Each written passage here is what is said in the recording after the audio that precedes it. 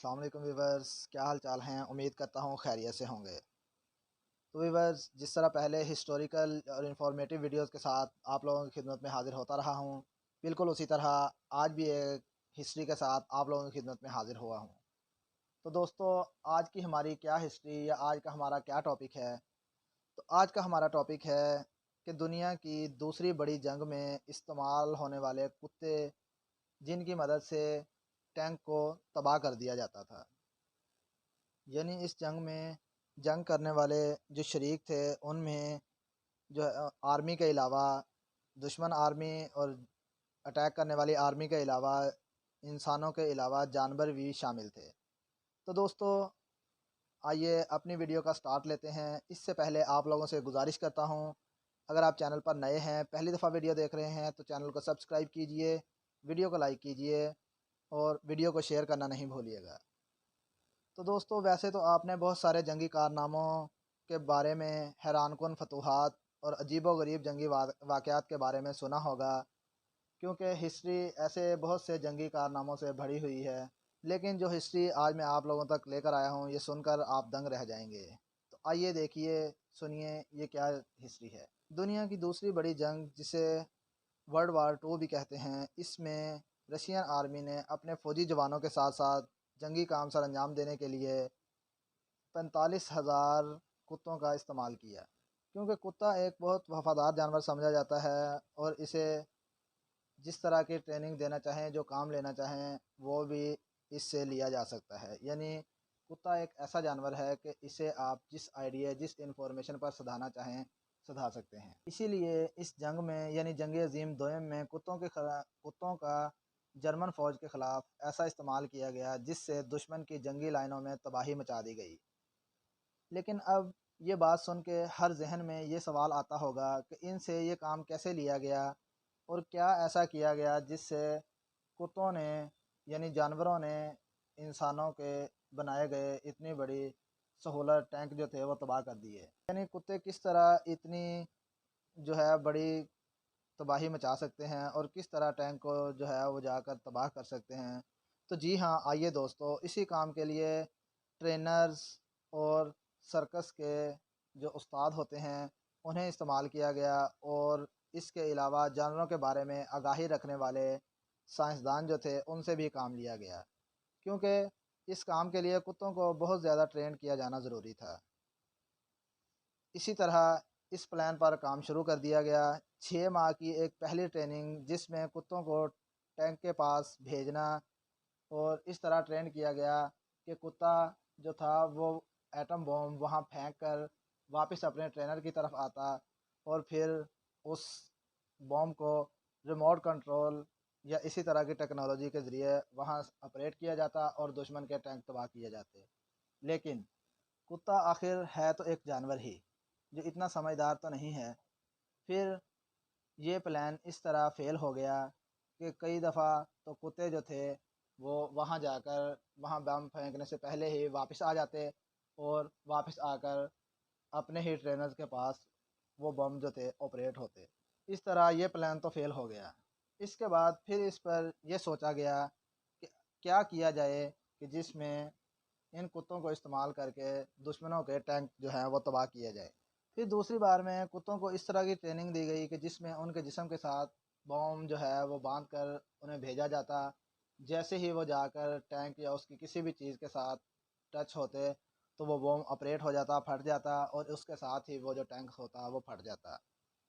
تو اس طرح میں کتے بھی بہت زیادہ جو تھے وہ مارے جاتے۔ اس میں طریقہ کار ٹریننگ جو تھی وہ یہ تھی کہ کتوں کو پہلے بہت زیادہ بھوکا رکھا جاتا اور انہیں ٹینک کے نیچے ہی گوشت یا کھانا جو تھا وہ دکھایا جاتا۔ یعنی انہیں اس بات پہ ٹرین کیا گیا تھا کہ آپ کا کھانا صرف اور صرف ٹینک کے پاس ہی ہوگا۔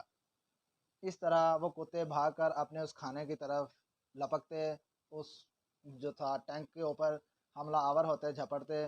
اسی طرح وہ بوم جو تھا وہ ٹینک سے ٹچ ہوتا اور وہ پھٹ جاتا۔ اسی طرح دشمن کے ٹینک جو تھے تباہ ہو جاتے۔ ابھی ان کتوں کا جنگ میں مکمل طور پر استعمال نہیں کیا گیا تھا، لیکن کتوں کو یہ ٹریننگ جو تھی وہ دی جا چکی تھی، اور اس طرح یہ کتے ہر طرح کی ٹرائی میں کامیاب ہو چکے تھے۔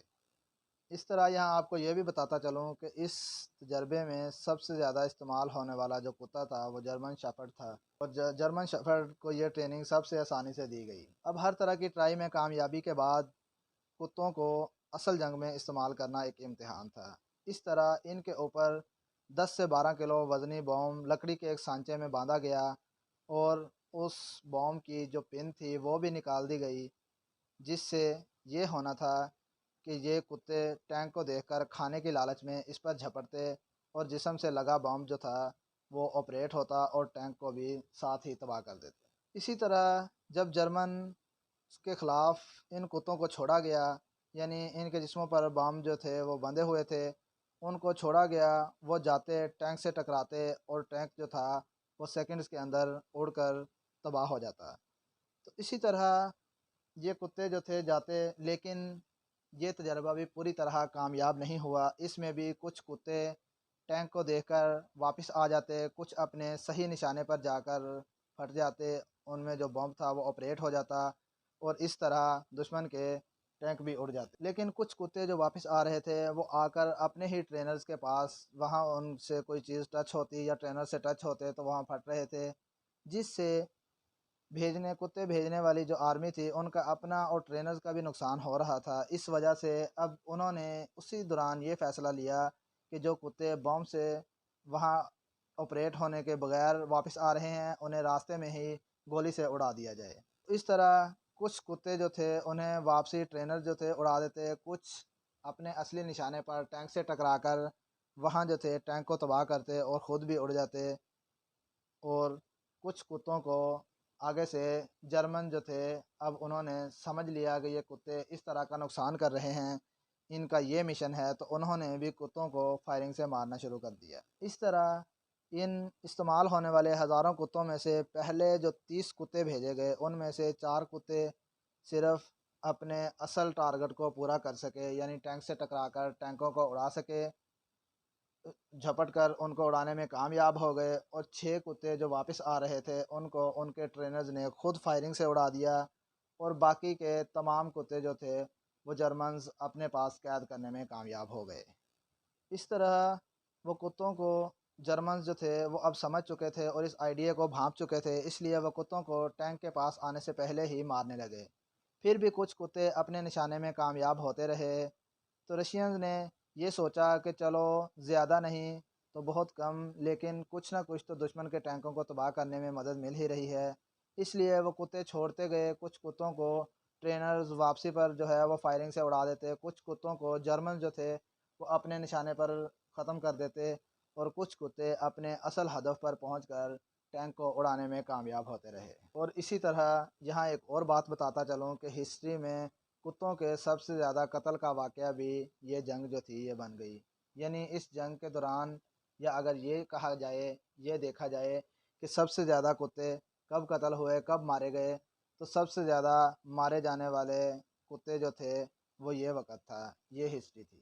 پھر جب کافی دیر اس بات پر تحقیق چلتی رہی کہ اتنی ٹریننگ، اتنا سدھائے جانے کے باوجود یہ جو کتے تھے یہ ٹینک کے پاس جا کر واپس کیوں آ جاتے تھے، تو کئی مہینے تو یہ وجہ سمجھ ہی نہیں آتی رہی، اور پھر ٹینک سے واپسی آنے والے کتوں پر خود فائرنگ کر کے ٹرینرز نے جو ان کو خود مارا تھا، یہ دیکھ کر کچھ ٹرینرز تو خود اپنی جاب سے استعفیٰ دے گئے، اور بعد میں کچھ ٹرینر جو تھے انہیں آرمی کی طرف سے سزا بھی ملی، اور ٹریننگ سکول بھی جو تھے وہ بند کر دیے گئے۔ اس طرح یہ پلان مکمل طور پر تو نہیں، لیکن 30% یا 40% جو تھا اپنے مشن میں کامیاب ہوا۔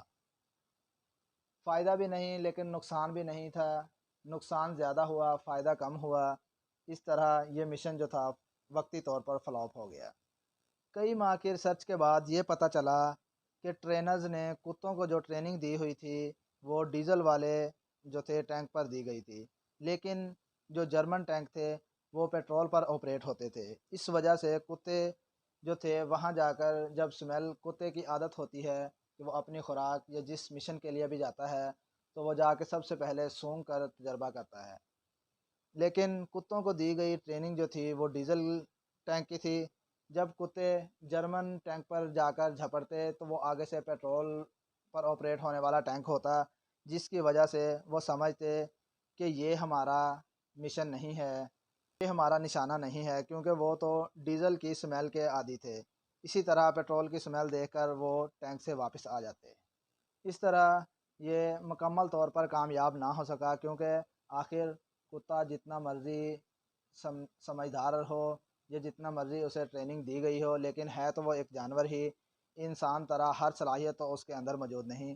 इस तरह ये प्लान जो था ये पूरा कामयाब नहीं हो सका। इसके बाद ये तरीक़ाकार जो था ये जर्मन और अमेरिकन आर्मी ने भी अपनाया, लेकिन उनके साथ भी यही मसले मसाइल थे कि कुत्ते अपने मिशन से वापस आ जाते और अपनी आर्मी का भी आकर नुकसान करते।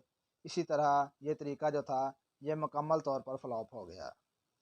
तो दोस्तों, ये तो थी हिस्ट्री एंटी टैंक डॉग्स की, जिनसे टैंक को ख़त्म या तबाह करने का काम लिया गया। लेकिन मुख्तलिफ़ दौर में मुख्तलिफ़ जानवरों से मुख्तलिफ़ काम लिए जाते रहे, जो जंगी कामों में भी शुमार होते रहे और आम जासूसी के कामों में भी शुमार होते रहे। इस कामों के लिए कबूतर, शहद की मक्खी और इस तरह की बहुत सी चीज़ों को इस्तेमाल में लाया गया। इस तरह इन चीज़ों में से सबसे बड़ी मिसाल आजकल डच आर्मी में इस्तेमाल होने वाले ईगल्स हैं, जो ड्रोन्स को मार गिराने, यानी ड्रोन्स कैमरे जो जासूसी की गर्ज से आते हैं, इन ईगल्स को इस तरह सधाया गया होता है कि ये ड्रोन्स को गिराने, उन्हें ख़त्म करने और इसी तरह के मुख्तलिफ़ टारगेट्स के लिए इस्तेमाल किए जाते हैं। इसके अलावा आजकल डॉल्फिन को सी लाइन्स जो ट्रेस की जाती हैं उनके लिए भी इस्तेमाल किया जाता है। तो दोस्तों, इस तरह के बहुत वाक़यात हैं। मुख्तलिफ़ दौर में मुख्तलिफ़ जानवरों और परिंदों को इस तरह जंगी हथियारों के तौर पर इस्तेमाल किया जाता रहा। लेकिन हमारी ये मेन हिस्ट्री जो एंटी टैंक डॉग्स की थी, ये आपके सामने हम लेकर आए हैं। उम्मीद करता हूँ वीडियो ज़रूर पसंद आई होगी। तो वीडियो कैसी लगी कमेंट सेक्शन में ज़रूर राय दीजिएगा। अगली वीडियो आने तक अपना और अपने प्यारों का ख्याल रखिएगा। इजाज़त दीजिए। वस्सलाम।